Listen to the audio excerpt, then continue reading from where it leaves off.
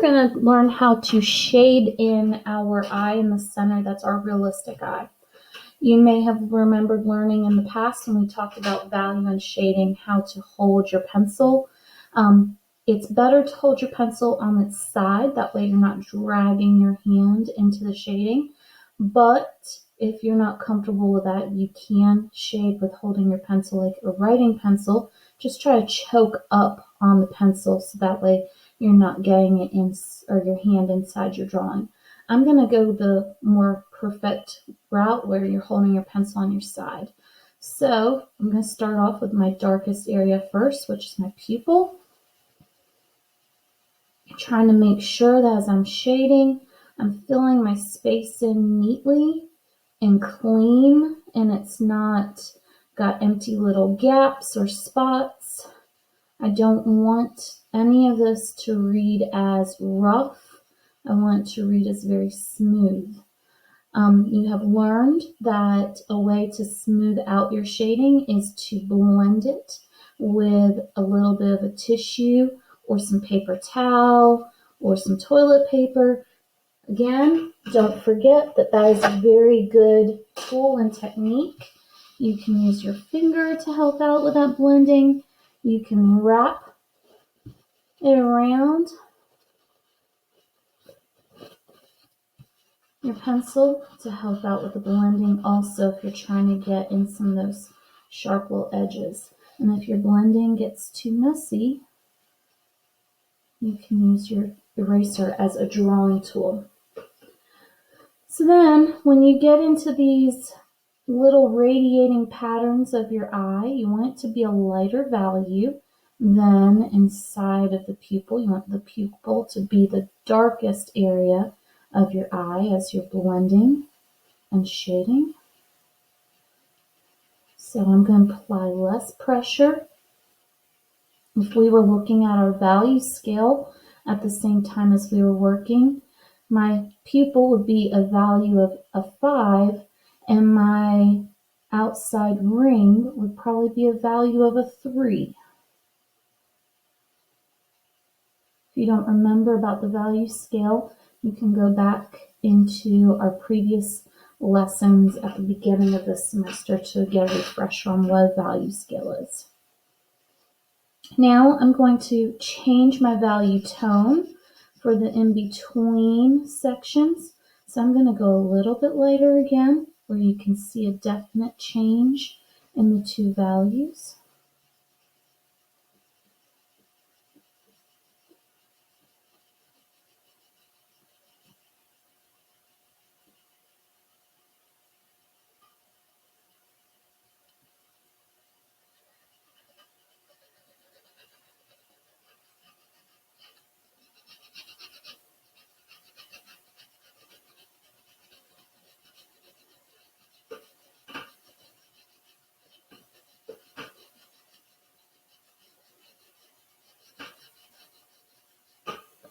Again, as you can see how I'm holding this pencil, I'm not dragging my hand in my shading, which helps keep my artwork looking nice and clean.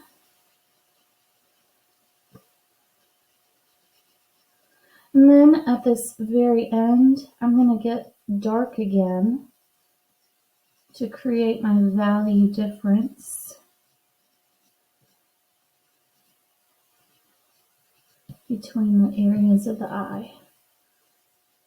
And I'm going to make a clear border between these two sections so I know what I'm shading and what I'm going to be coloring in the future.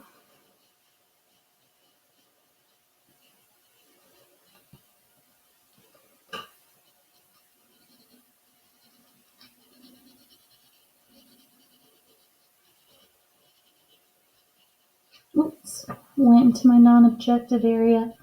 I need to do my clear border again. Here we go. My non-objective invaded my realistic. I should erase that part. Okay.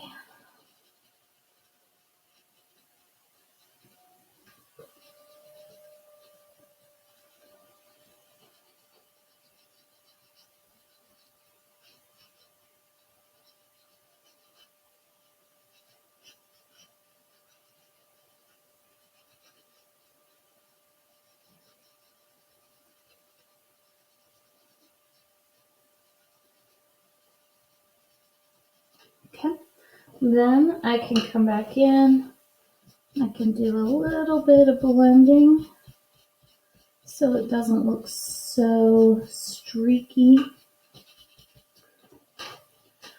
For my skin tone, which will be my next area that I blend, that's pretty up to you. We all have a variety of skin tones in this class.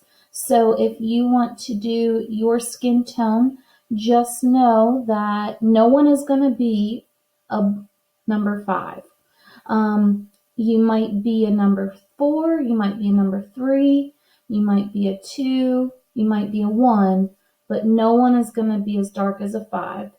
You might have wrinkles that are as dark as a 5 if you have a very dark skin tone, but no one's true skin tone will be that dark.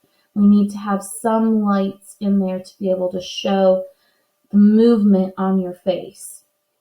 So let's say I've got a 3 type of skin tone. I'm going to put down my value as if it's a middle tone value.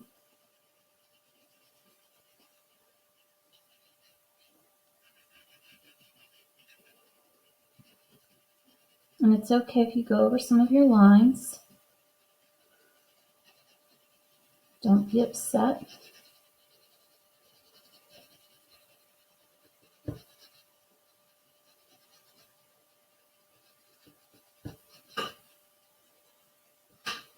You can come in, blend it out a little bit. And to make that wrapping motion, so that way my eyelid feels like it's got some three-dimensionality to it, I'll come down here at the bottom, add a little bit more darkness, about number 4 value.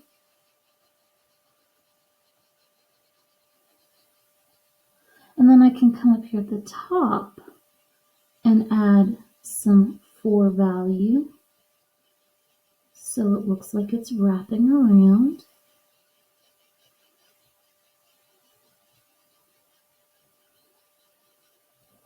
I can shade and blend.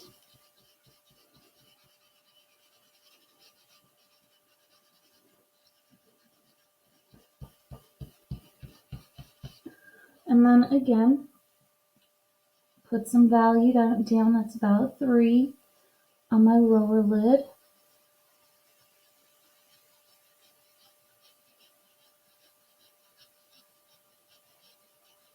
Where my iris meets my cornea, the white part, and my lower lid, I can come in and add some darker values. And I can add a little bit of darkness where it wraps around to make that lid feel realistic.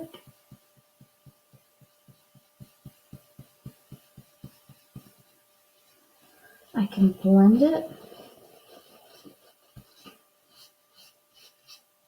My actual skin, I can come in with a 3 value again.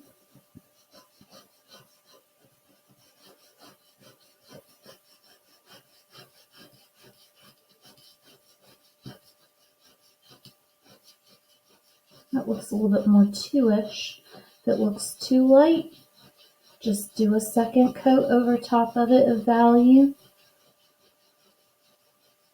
Looks a little light to me for having a medium skin tone. Blend it out. With these eyelashes, bring them out. Make them dark. I can add little lashes in between. I can have lashes touching, lashes overlapping.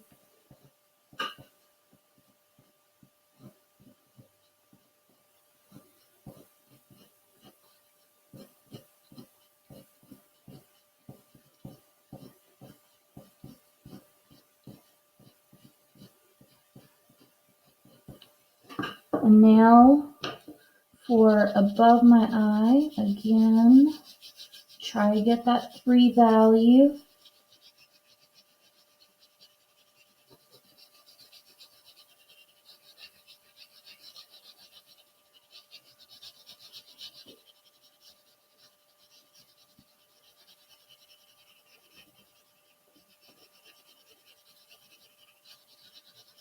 and blend it out.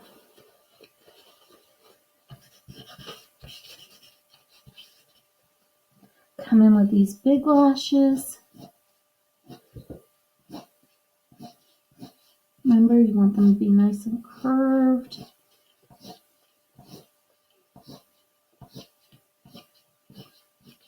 I think I want to darken up that lid right there. Add some little lashes in between, thicken it up.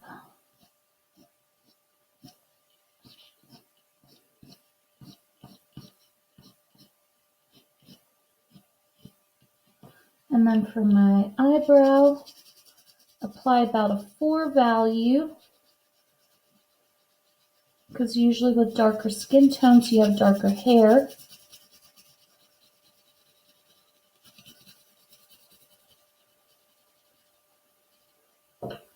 Blend it out.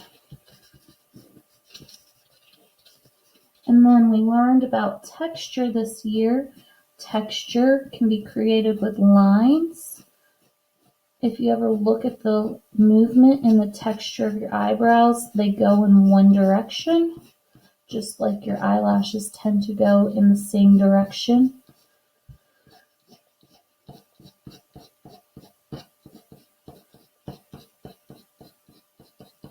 And now you have created a realistic section of your eyeball. If you have any questions, be sure to ask, ladies and gentlemen.